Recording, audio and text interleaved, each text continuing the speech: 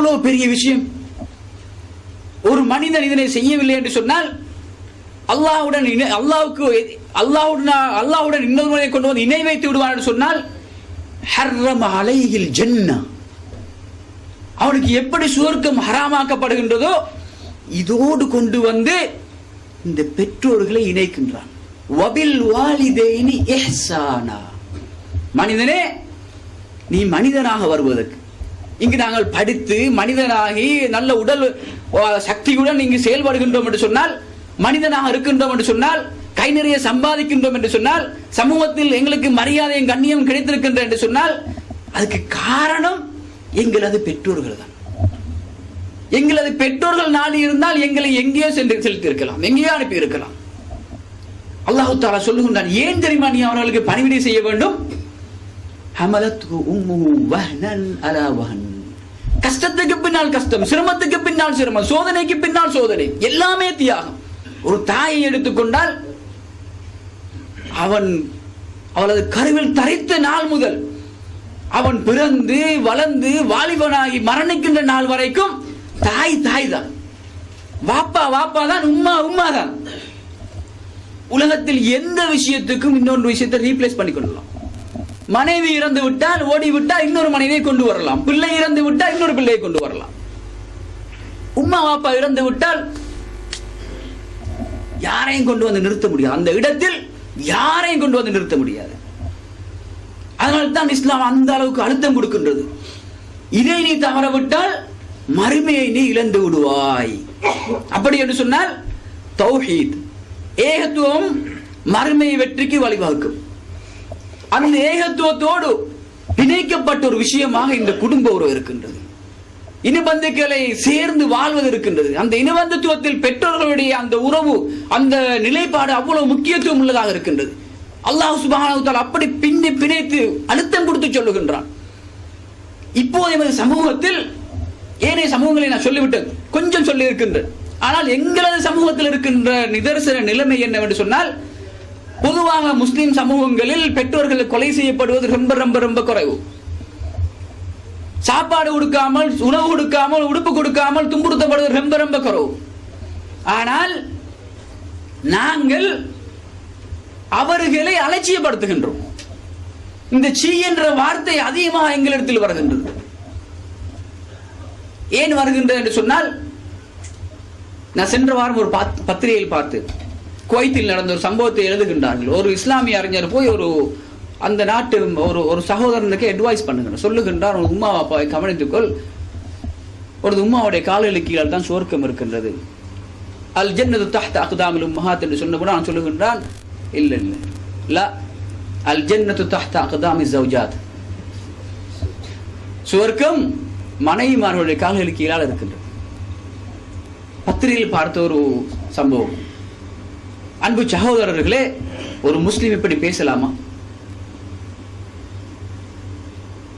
அவன் வாயால் சொல்லுகின்றான், நாங்கள் எங்களை செயலில் காட்டிக் கொண்டிருக்கின்றோம்.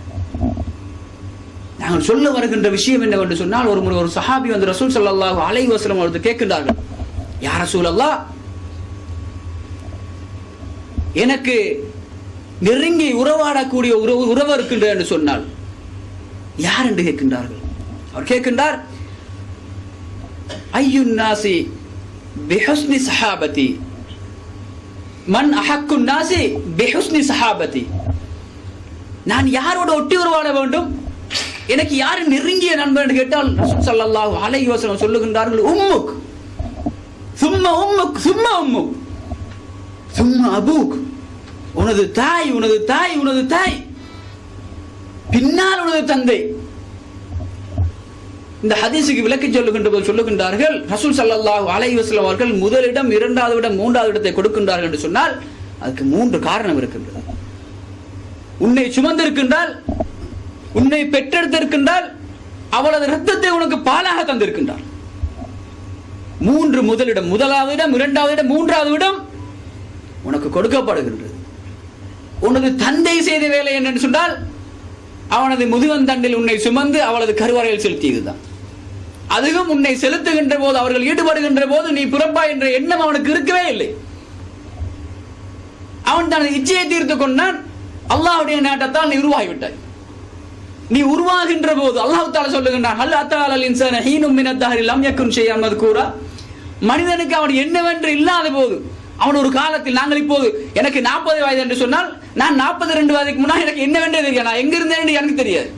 அப்ப ஒவ்வொரு மனிதனும் பிறப்பதற்கு முன்னால், கருத்தரிப்பதற்கு முன்னால், ஜனிப்பதற்கு முன்னால் அவன் எங்கு இருந்தான், என்ன செய்தான் யாருக்கும் தெரியாது. அல்லாஹ் தஆலா சொல்லுறான், கொஞ்சம் சிந்தித்து பாரு, நீ எங்கட இருந்தாய்? அப்ப தந்தையுடைய வேலை இதுவா இருக்கு. அதன் பின்னால் தான் ஜனித்தவுடன் தான் தாய் போய் சொல்லுகின்றார். கருத்தரித்திருக்கின்ற செய்தியை தாய் போய் சொல்லுகின்றார். அது வரைக்கும் தந்தைக்கு தெரியாது. அதனால தான் ரசூல் ஸல்லல்லாஹு அலைஹி வஸல்லம் அவர்கள் சொல்லுகின்றார்கள், தன் தாய்க்கு தான் 3 இடங்கள், தாயுடனான உறவு அப்படி இருக்க வேண்டும். ஏன் இந்த உறவுகளை இஸ்லாம் வலுப்படுத்துகின்றது என்று சொன்னால், உனது தாயுடனான உறவு, உனது வாப்பாவுடனான உறவு, இவர்கள் குடும்பத்தில் சந்தோஷமாக இருப்பார்கள் என்று சொன்னால், இவர்களை நீ நல்ல முறையில் அரவணைத்து வாழ்வாய் என்று சொன்னால், உனது வணக்க வழிபாடுகள் சரியான முறையில் இருக்கும், உனது குடும்ப உறவு சரியான முறையில் இருக்கும். இன்னொரு முக்கியமான விஷயம் என்னவென்று சொன்னால், நீ நன்றியுள்ள ஒரு மனிதனாக வாழ்ந்து கொள்கின்றாய்.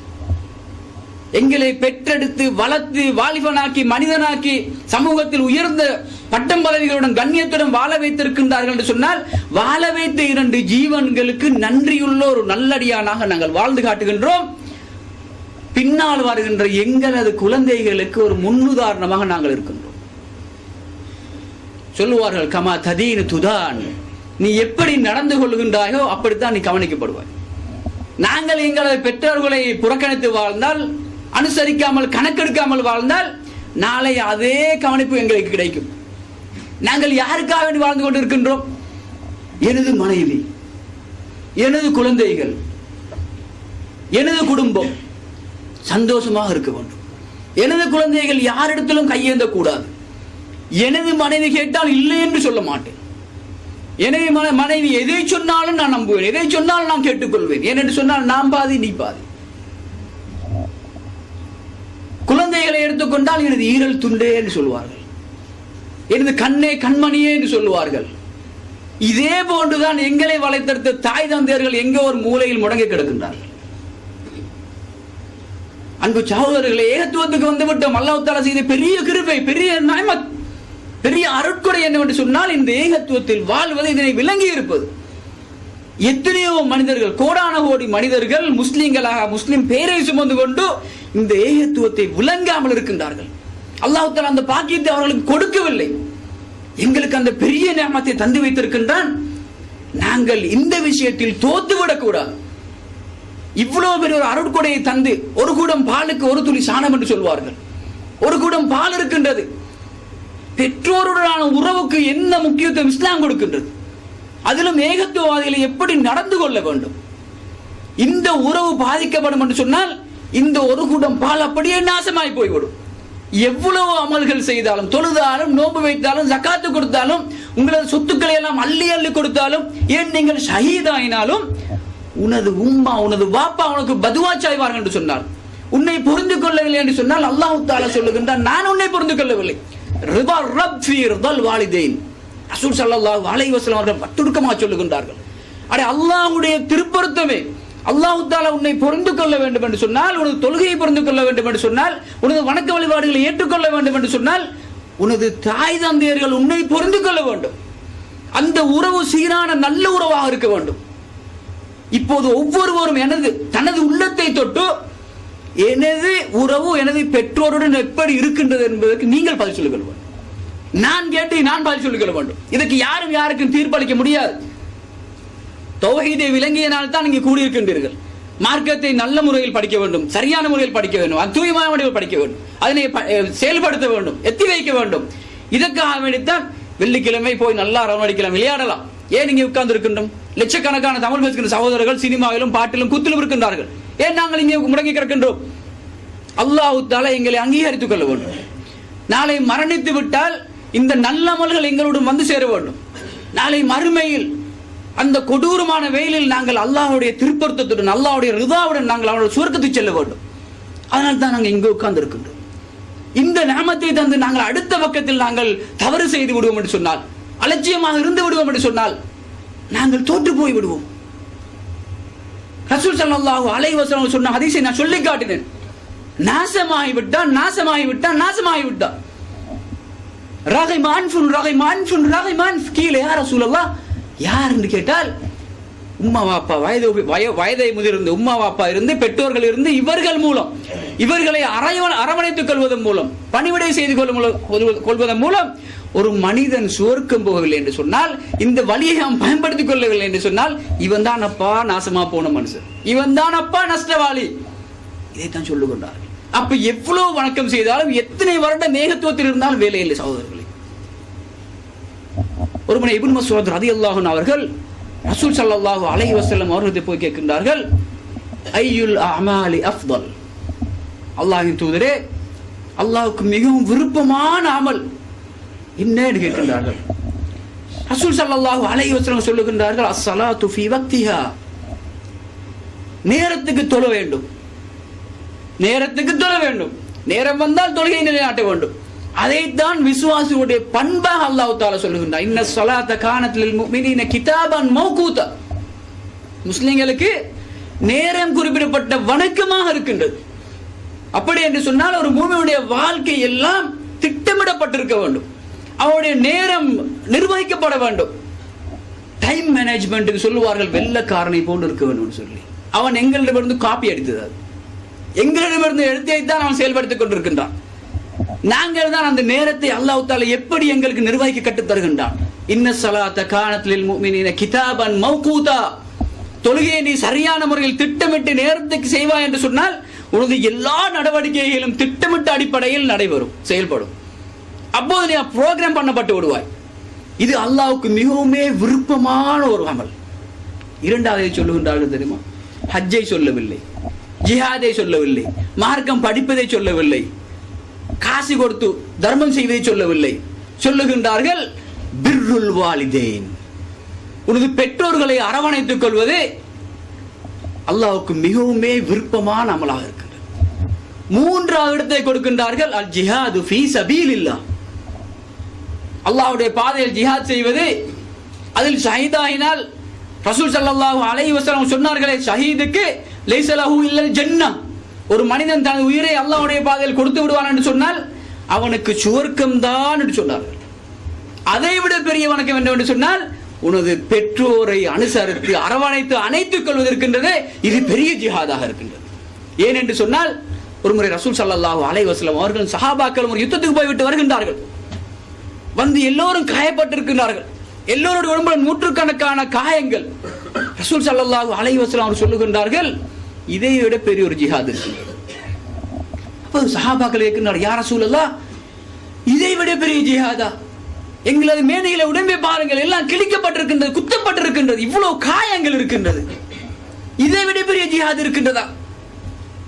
ரசூல் ஸல்லல்லாஹு அலைஹி வஸல்லம் சொல்கின்றார்கள், முஜாஹதத்துன் நஃப்ஸ், உனது உள்ளத்துடன் நீ போராடுவது. இன்னொரு இடத்தில் அல்லாஹ் தஆலா சொல்லுகிறான், யா அய்யுஹல்லதீன ஆமனூ ஜாஹிது பி அம்வாலிக்கும் வ அன்ஃபுசிக்கும், உங்களது சொத்துக்களாலும் பொருளாதாரத்தாலும் உங்களது உள்ளத்தாலும் போராடுங்கள். மனிதனுக்கு அவனது உள்ளத்துக்கு இடையில் இருக்கின்ற போராட்டம் இருக்கின்றது, அதை அல்லாஹ் தஆலா விரும்புகின்றான். எங்கு நாங்கள் உள்ளத்தோடு போராட வேண்டும் என்று சொன்னால், அன்பு மனைவி சொல்லுவாள், சில விஷயங்களை சொன்னால் அது சில வேளைகளில் எனது தாயுடனான உறவை பாதிக்கும், அல்லது எனது தாயுடைய மனதை கவலைக்குள்ளாக்கும், அல்லது எனது தந்தை கொஞ்சம் கோபப்படுவார் என்று அந்த விஷயம் இருக்கும். ஆனால் நாங்கள் மனைவிக்கு முக்கியத்துவம் கொடுத்து உம்மா வாப்பாவை பெற்றோரை நாங்கள் கவலையில் ஆழ்த்துவோம் என்று சொன்னால், சொல்லாமல் சி என்று சொல்லிவிடுவோம் என்று சொன்னால், நீ அவர்களை கொலை செய்வதை விட இது பெருசு.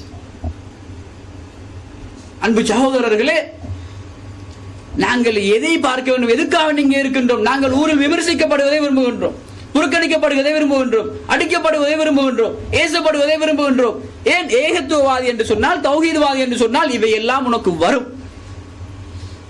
ஒரு முறை ஹப்பாப் ரலியல்லாஹு அன்ஹு அவர்கள் சொல்லுகின்றார்கள், யா ரசூலல்லாஹ், கொஞ்சம் முதுகை பாருங்கள், இவ்வளவு சித்திரவதை செய்யப்பட்டிருக்கின்றோம், அல்லாஹ்விடத்தில் எங்களுக்காக வேண்டி துஆ செய்யுங்கள். ரசூல் ஸல்லல்லாஹு அலைஹி வஸல்லம் பார்த்துவிட்டு சொல்லுகின்றார்கள், ஹப்பாபே, நீங்கள் என்ன சொல்லுகின்றீர்கள்? உங்களுக்கு முன்னிருந்த சமூகங்கள் என்ன செய்யப்பட்டார்கள் தெரியுமா?